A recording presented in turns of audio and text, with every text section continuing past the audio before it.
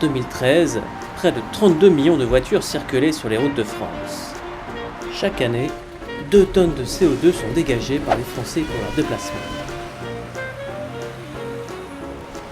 Les transports représentent la principale source d'émissions de CO2, devant l'industrie et le bâtiment.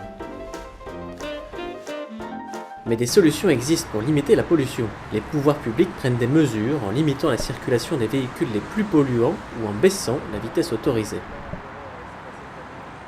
Objectif, réduire de 20% les émissions de CO2 du secteur d'ici à 2020. Mais pour y arriver, les comportements individuels comptent aussi. Quelles sont les bonnes pratiques à adopter ? Première solution, privilégier les transports en commun. Quelques chiffres illustrent ce choix de bon sens. Un bus peut transporter en passagers l'équivalent de 40 à 50 voitures. Une rame de tramway transporte à peu près l'équivalent de 170 voitures. Les métros modernes peuvent emmener, eux, de 600 à 1000 personnes par rame. Placer sa vieille voiture. Les vieilles voitures sont celles qui polluent le plus. L'enjeu pour faire baisser la pollution est de renouveler le parc avec des véhicules moins polluants. Depuis le 1er avril 2015, le propriétaire d'un véhicule diesel de plus de 13 ans peut bénéficier d'une prime de 10 000 € pour l'achat d'une voiture électrique.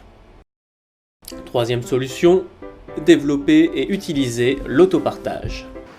Dans certaines grandes villes, des systèmes d'autopartage sont mis en place et permettent là aussi de trouver une alternative à la voiture individuelle.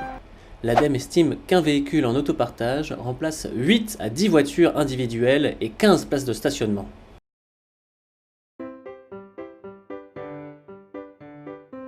Pour faire des trajets longs ou pour aller au travail, le développement des sites de covoiturage permet de remplir au maximum les voitures, et donc d'économiser du carburant et de limiter les émissions de gaz à effet de serre.